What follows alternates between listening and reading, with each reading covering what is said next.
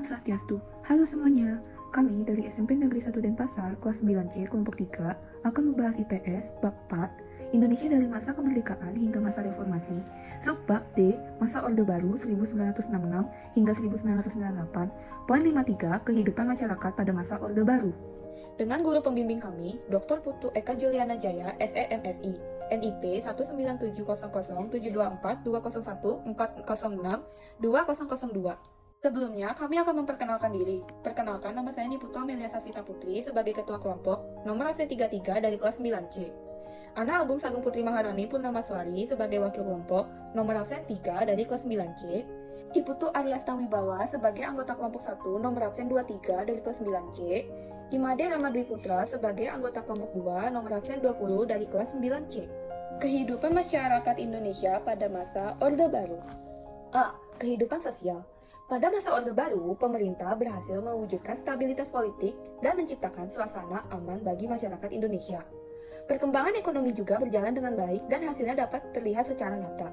Dua hal ini menjadi faktor pendorong keberhasilan pemerintah Orde Baru dalam melaksanakan perbaikan kesejahteraan yang dapat dilihat dari penurunan angka kemiskinan, penurunan angka kematian bayi, dan peningkatan partisipasi pendidikan dasar. Program-program perbaikan kesejahteraan rakyat pada masa Orde Baru. 1. Transmigrasi. Transmigrasi adalah suatu program yang dibuat oleh pemerintah Indonesia untuk memindahkan penduduk dari suatu daerah yang padat penduduk ke daerah lain di dalam wilayah Negara Kesatuan Republik Indonesia. Kedua, keluarga berencana atau KB. Keluarga berencana merupakan program pemerintahan yang dirancang untuk menyeimbangkan antara kebutuhan dan jumlah penduduk. Yang ketiga, Puskesmas dan Posyandu. Pusat Kesehatan Masyarakat, Puskesmas, dan Pos Pelayanan Terpadu, Posyandu, merupakan dua fasilitas kesehatan yang didirikan oleh pemerintah untuk meningkatkan pelayanan kesehatan masyarakat. Pelayanan kesehatan yang diberikan Puskesmas adalah pelayanan kesehatan menyeluruh, komprehensif, seperti pelayanan pengobatan, kuratif, upaya pencegahan preventif, peningkatan kesehatan promotif, dan pemulihan kesehatan rehabilitatif. Sedangkan pelayanan yang diberikan Posyandu antara lain kesehatan ibu dan anak, KB, gizi, penanggulangan diare, dan imunisasi. B. Pendidikan. Pada masa Orde Baru, dimunculkan sebuah konsepsi pendidikan yang dikenal sekolah pembangunan. Dalam konsepsi sekolah pembangunan, para siswa dikenalkan kepada jenis-jenis dan lapangan serta kerja. Anak-anak didik tidak hanya diberi teori, tapi juga diperkenalkan kepada sejumlah pekerjaan yang kira-kira mereka lakukan. Dengan cara itu, mereka akan dapat menyalurkan bakatnya masing-masing sekaligus dapat menyesuaikan diri dengan lingkungan kerja yang mereka hadapi. Program pendidikan yang dilaksanakan pada masa Orde Baru. Yang pertama ada Instruksi Presiden, Inpres Pendidikan Dasar. Adanya instruksi Presiden ini membuat jumlah sekolah dasar meningkat pesat. Tercatat pada periode 1993 sampai 1994. Hampir 150.000 unit SD Inpres telah dibangun. Yang kedua, program pemberantasan buta huruf yang dimulai pada tanggal 16 Agustus 1978. 3.